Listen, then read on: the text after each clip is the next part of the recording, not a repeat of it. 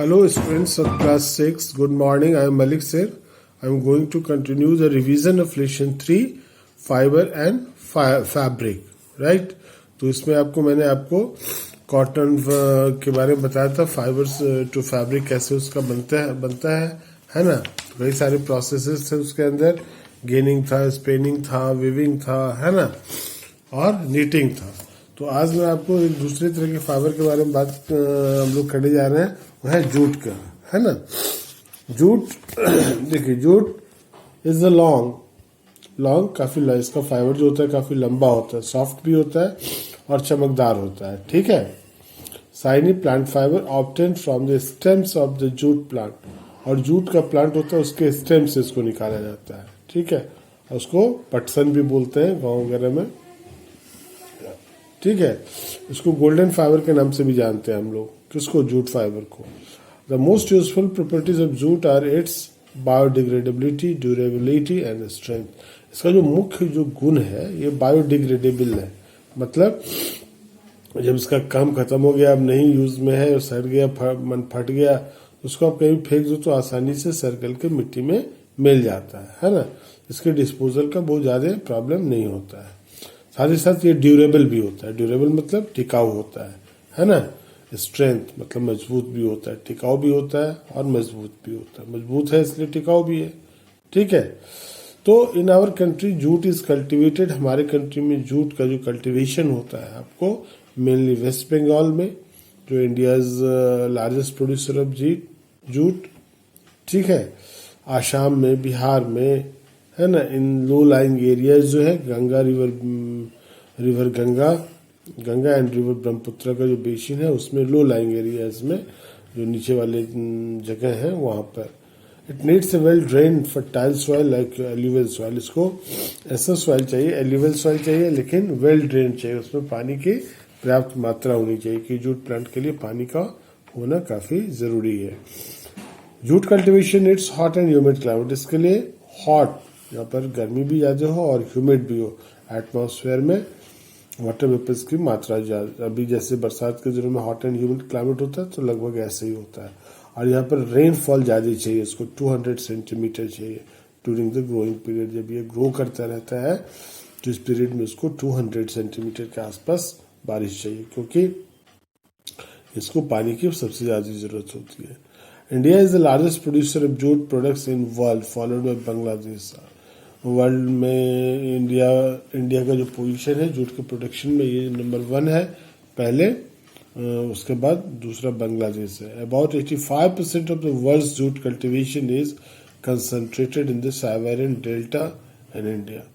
जो वर्ल्ड का 85% जो जूट का जो प्रोडक्शन है, कल्टीवेशन जो होता है, वो आपको सुंदरबन डेल्टा वाले इलाके में होता है, जो वेस्ट बंगाल में है, और कुछ पार्ट इसका बांग्लादेश में भी है ना।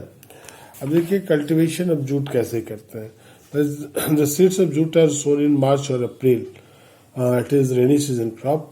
तो ये आपको एक्चुअली इसके सीड्स जो होते हैं आपको मार्च और अप्रैल के महीने में खेतों में छीटे जाते हैं, है ना। और मार्च अप्रैल के बाद मई जून आपको रेनी सीजन है, ग्रो करते हैं। और जब रेनी सीजन आ जाता है तो उसको फॉलोड बाय, और उसको पानी की ज्यादा जरूरत होती है ना। तो इसलिए jute plant grows 6 to 12 feet in height. इसकी जो हाइट होती है 6 फीट से लेकर 12 फीट तक इसकी हाइट होती है। तो समझ सकते हैं इसका फाइबर इसीलिए ज्यादा लंबा होता है। इट बियर्स येलो फ्लावर्स, इसमें आपको जब ये मैच्योर्ड होता है तो पीले पीले फ्लावर्स ग्रो करते हैं। और plants are cut during the flowering stage, जब वो फ्लावर स्टेज होता है ना, जब फूल वगैरह आ जाते हैं, इसी समय प्लांट को काटा जाता है। This is because good quality jute is obtained from its young stream, और अच्छे किस्म का जो जूट है वो प्राप्त करने के लिए यंग स्ट्रीम की जरूरत होती है। Otherwise stem become very hard, अगर वो काफी मैच्योर्ड हो जाएंगे, है ना, तो उसका स्टेम थोड़ा हार्ड हो जाता है and is difficult to remove fibres from it, और उसमें से फाइबर्स को निकालना थोड़ा मुश्किल होता है। तो इस इन स्टैग्नेंट वाटर बैक्टीरिया ग्रोज। अब इसमें देखिए आफ्टर हार्वेस्टिंग, जब इसकी कटाई हो जाती है, the stalks on the plants are tied into bundles, तो बंडल्स बनाए जाते हैं, बहुत मोटे मोटे नहीं, है ना। अब जितना हाथ में आ जाए, छोटे पतले पतले बंडल, मतलब 20, 25, 30, 40 स्टिक लिया जूट स्टेम का, और उसको बांध करके टाई कर दिया। उसको क्या करते हैं, and left stagnant water pound for about 20 days। पोखर में जो गंदा नाला ये सब है जहाँ पर पानी का कलेक्शन है उसमें उसको डाल देते हैं लगभग 20 दिन तक, है ना। और स्टैगनेंट वाटर में बैक्टीरिया होता है, ग्रो आसानी से करता है। So the sticky matter that holds the fibres, और वो जो फाइबर्स है जूट का, जो स्टिकी मैटर है जो उसको पकड़ के रखता है, उसको क्या करता है, लूज कर देता है ना। eaten away by the bacteria, this process, और ये जो प्रोसेस है, हाँ, putting the bundles of jute into stagnant water, जमे हुए पानी में, ठीक है, where bacterias inner part is eaten by the bacteria and it makes the fibres loose, है ना। और ये जो प्रोसेस है उसको रेटिंग कहते हैं।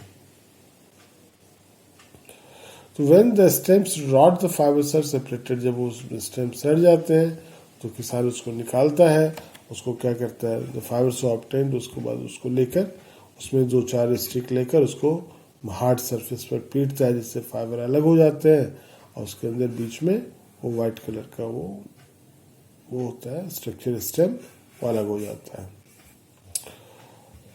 और उसके बाद उसको छोटे छोटे बंडल्स में बनाकर उसको सन में फाइबर्स को ऑप्टेन ड्राइड इन द, भिंगे हुए रहते हैं इसलिए उसको सुखाया जाता है, फिर उसको स्मॉल बंडल्स में पैक करके मिल को भेज दिया जाता है, ठीक है। और यहाँ पर these are then spun and woven into textile into the mill, तो वह मिल पर जाके मिल में उसको बनाया जाता है। देख रहे कैसे पीटा जा रहा है उसको, है ना, उसको उसके स्टेम से उसके फाइबर्स को अलग करने के लिए, है ना। इसका यूज देखिए, jute is second most important fibre after cotton. World में कॉटन के बाद सेकेंड सबसे इम्पॉर्टेंट फाइबर है। इसको गनी बैग्स, जो बोड़ा देखते हैं घर में, बोड़ा यूज होता है ना, जूट बैग, है ना, सैक्स, इसमें हम लोग सामान वगैरह रखते हैं। High quality jute is oven into curtains, जो अच्छे क्वालिटी का है वो उसको पर्दे बनाने में भी यूज करते हैं, कारपेट बनाने में, कार्विंग्स बनाने में, पैकिंग फॉर लिनोलियम, है ना, ये सब। शॉपिंग बैग्स, टेबल मैट्स, जो हम लोग जूट के बने झोला ले जाते हैं, टेबल का जो मैट्स है, टेबल पर रखने वाला जूट, बीड्स है, and jewellery are also made of jute.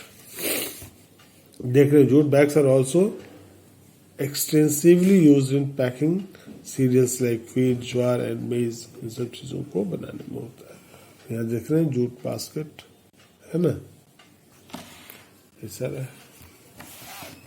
To observe the absorption of water by different,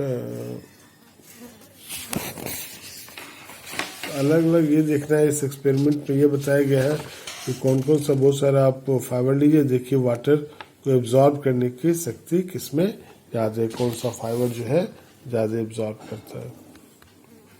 उसको फिर जला के देखिए, टाइप ऑफ क्लॉथ है उसको जला के देखिए, है ना, कौन सा फाइबर जल्दी जलता है, कौन सा लेट से जलता है, ठीक है। तो आज के लिए बस इतने जूट फाइबर, कुछ अदर यूजफुल फाइबर्स है। ऊल है तो ऊल के बारे में कल बताएंगे। चलिए इसको कंटिन्यू कर देते, ऊल बता देते हैं, ठीक है। तो we should not wear synthetic clothes while cooking, और ये तो बताया था working with fire, synthetic clothes को नहीं यूज करना चाहिए, आप आग के साथ काम कर रहे होते हैं। On burning the synthetic fibres melt, क्योंकि ये बर्निंग फाइबर जो है मेल्ट करता है, बर्न करने पर श्रिंक कर जाता है और ये चमड़े पर चिपक जाता है ना। That's why women's are advised not to wear synthetic clothes in kitchen, है ना, किचन में वो सिंथेटिक क्लॉथ पहन के नहीं जाना चाहिए उनको, तो अनफायर वगैरह के केस में ये डेंजरस हो जाता है। ऊल की बात करिए, wool is obtain from the fleece of sheep, sheep के फ्लेस से ऊल को गेट किया जाता है। रिमूविंग द फ्लेस फ्रॉम सीप, ये जो सीप से फ्लेस, तो उसका ऊपर का हिस्सा जो है चमड़ा निकालने का जो प्रोसेस है उसको क्या कहा जाता है, सेयरिंग, है ना, shearing. After shearing the wool is clean, उसको फिर साफ किया जाता है, and then combed by machine, फिर मशीन में कम किया जाता है। उसमें कुछ भी कम करने से क्या होता है, वो स्ट्रेट हो जाता है उसका जो फाइबर है। Thereafter the wool is spun into fibres, फिर उसको फाइबर में स्पून करते हैं, जैसे कॉटन वगैरह में करते हैं, विच आर देन नीटेड, तब इसको फिर बीना जाता है to make woollen clothes either by hand or by machine, या तो फिर मशीन से या फिर हाथ से देखते हैं उनके स्वेटर बिने जाते हैं। Silk was first developed in China. Silk भी एक फाइबर है जो नेचुरल फाइबर है, इसको डेवलप किया गया था चाइना में। It is obtain from the cocoon of the silk worm. Silk worm जो कोकून बनाता है ना, उसी से इसको ऑब्टेन करते हैं। और ये silkworm spins a thread up to 800 metre. और एक जो सिल्क वॉर्म है जो कोकून बनाएगा, उसमें समझिए आप कि 800 मीटर लॉन्ग फाइबर थ्रेड निकाला जा सकता है ना। तो cocoon is boiled in water to kill the worm. वो जो कोकून एक खोल होता है जिसके अंदर सिल्क वॉर्म होता है, तो कोकून को बॉइल किया जाता है ताकि उसके अंदर का जो वॉर्म है खत्म हो जाए।